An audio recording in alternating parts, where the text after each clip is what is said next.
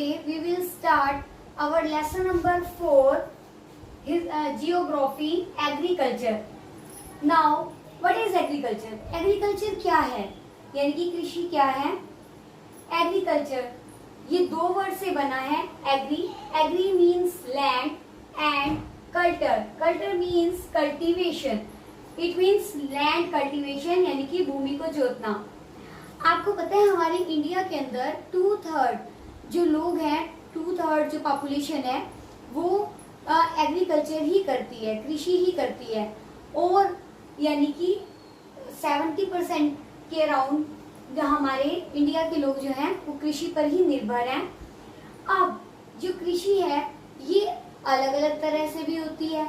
और आपको ये भी जानकर हैरानी होगी कि हमारे इंडिया के अंदर जो 130 करोड़ की जो पॉपुलेशन है और 13 करोड़ जितने भी एनिमल्स हैं ये सभी के सभी डिपेंड करते हैं एग्रीकल्चर के ऊपर. इंडस्ट्री है वो भी सारी की सारी ही किस पे डिपेंड करती है? एग्रीकल्चर के ऊपर डिपेंड करती है. जैसे कि इंडस्ट्री की एग्जांपल देती हूँ मैं आपको. सपोज मुझे कॉटन के क्लोथ चाहिए. अब कॉटन क्लोथ बनाने के लिए हमें क्या चाहिए? कॉटन. तो वो कहाँ से आएगी? एग्रीकल्चर से.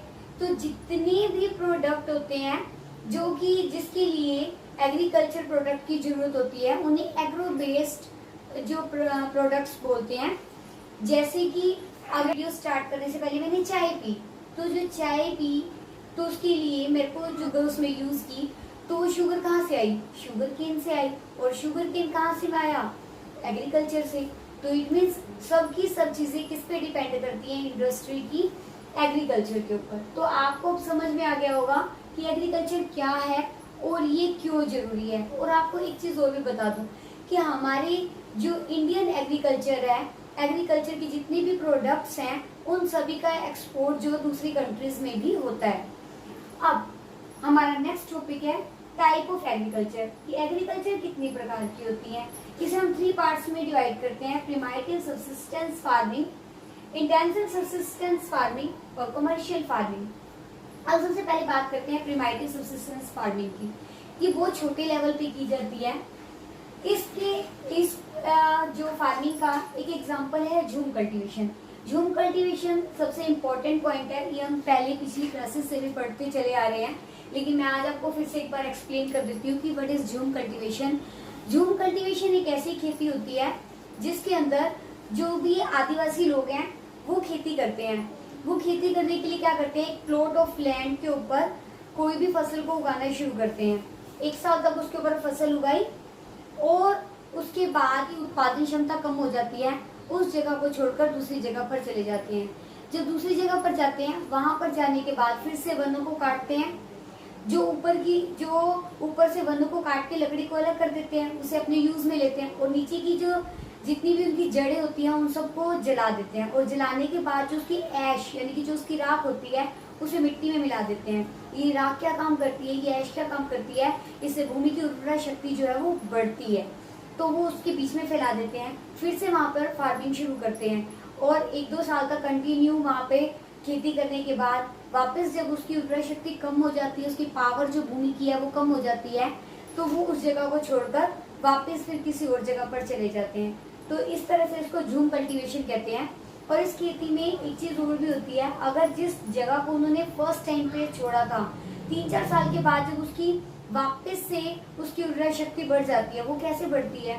कि भूमि के अंदर अपने आप से ही, जैसे कि हवा और बारिश से अपने आप ऑटोमेटिकली ही जो उसकी शक्ति है, उर्वरा शक्ति, जो उसकी उपज करने की जो शक्ति होती है वो ऑटोमेटिकली ही बढ़ जाती है. तो इसलिए 3-4 साल तक अगर उसे खाली छोड़ दिया जाए तो अपने आप बढ़ जाती है उसकी शक्ति. तो वहां पर फिर वो वापस जाकर भी खेती करते हैं, जिसे कि झूम कल्टीवेशन कहते हैं. इसे हर कंट्री में अलग नाम से पुकारा जाता है. जैसे कि हम मैक्सिको में इसे मिल्पा कहते हैं और वियतनाम में इसे रे कहते हैं. और हमारे इंडिया में भी अलग अलग नाम से पुकारा जाता है. जैसे कि हमारे मध्य प्रदेश में से बिवार कहते हैं झूम कल्टीवेशन को. झूम कल्टीवेशन का एक और नाम भी है स्लैश एंड बर्न कल्टीवेशन. तो आई थिंक अब आपको क्लियर हो गया होगा व्हाट इज झूम cultivation and slash and burn cultivation.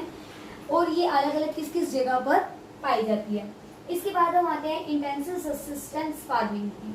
अब ये क्या है, अब इसको भी मैं आपको एक एग्जांपल के थ्रू ही बताती हूँ। ये ज्यादातर वैसे वहां की जाती है जहाँ पर जो पॉपुलेशन ज्यादा होती है और हमारे पास भूमि कम होती है, जगह कम है, इसे ज्यादा बनाना चाहते हैं, हमें ज्यादा प्रोडक्शन चाहिए। अब ये फार्मिंग कैसे होती है, इसका एक एग्जांपल देती हूँ। जैसे कि मान लो कि एक फैमिली है, उसके पास पहले कि कुछ एक हेक्टेयर जमीन है और उनके अब एक फार्मर के पास 12 हेक्टेयर मान लो की जमीन है। अब उसकी 4 बेटे हैं और वो जब उनकी फैमिली होती है तो वो जो 12 हेक्टेयर जमीन है वो सभी भाइयों में बराबर बराबर डिस्ट्रीब्यूट हो जाती है।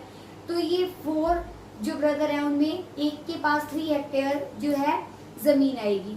अगर ऐसा होता है तो फिर क्या होगा, 3 हेक्टेयर जमीन एक के पास आई तो अब उसके पास जितनी जमीन कम होगी, अगर जमीन कम है तो उसके ऊपर अच्छे वो नहीं यूज करते, प्रोडक्ट्स नहीं यूज कर सकते, ना ट्रैक्टर यूज कर सकते, ना हमारी मशीनरी है टेक्निकल, वो सब हम यूज नहीं कर सकते क्योंकि ये सब कुछ तो बड़े लेवल पे होगा यूज, तो इसलिए हम उसे यूज नहीं कर सकते। तो इस फार्मिंग के अंदर क्या होता है कि हमें सिर्फ उपज प्राप्त होती है जिससे कि हमारा सिर्फ गुजारा होता है। तो इसे बोलते हैं इंटेंसिव फार्मिंग, जिसके ऊपर जिस जमीन कम होती है, पॉपुलेशन ज्यादा होती है। जो हमारी इंटेंसिव फार्मिंग है आप समझ सकते हैं कि बिल्कुल छोटे लेवल पे होती है, यानी कि जमीन कम है हमारे पास और उस पे नए प्रोडक्ट्स जितने भी मशीनरी वगैरह कुछ भी यूज नहीं हो सकती, नई टेक्नोलॉजी यूज नहीं हो सकती, इसलिए उस पे सिर्फ उतना ही उपज होगी जिससे कि एक परिवार का गुजारा हो सके, इसके अलावा उसमें कुछ भी नहीं होगा। तो अब हमारा नेक्स्ट टॉपिक है कॉमर्शियल फार्मिंग। ये फार्मिंग क्या होती है, ये फार्मिंग ज्यादातर कहाँ होती है कि जहाँ पर जमीन ज्यादा होती है, जहाँ HIV जो बीज हैं उनका यूज हो सकता है, ट्रैक्टर जैसी कई जो मशीनरीज हैं, नई जो मशीनें आ रही हैं उनका यूज किया जा सकता है। और ज्यादातर ये हरियाणा, पंजाब, यहाँ पर मध्य प्रदेश, इन जगह पर यूज की जाती है क्योंकि इसका मेन मोटिव क्या है कि यहाँ पर इससे ज्यादा से ज्यादा उपज को किया जा सकता है। यहाँ पर जो जमीन के ऊपर ज्यादा उपज प्राप्त की जा सकती है और उसे मार्केट में सेल किया जा सकता है। तो इसे ये है हमारी कॉमर्शियल फार्मिंग। अब हमारा नेक्स्ट टॉपिक है इसके बाद कि हमारी जो सीजन, कि हमारे सीजन क्या है और कौन से सीजन में कौन सी जो फसल होती है, इसे भी हम 3 पार्ट्स में डिवाइड करते हैं जिसके बारे में हम नेक्स्ट वीडियो में रीड करेंगे। Hope you understand the concept of the topic that I have shared with you, and rest of the lesson we will meet in our next video. Thank you.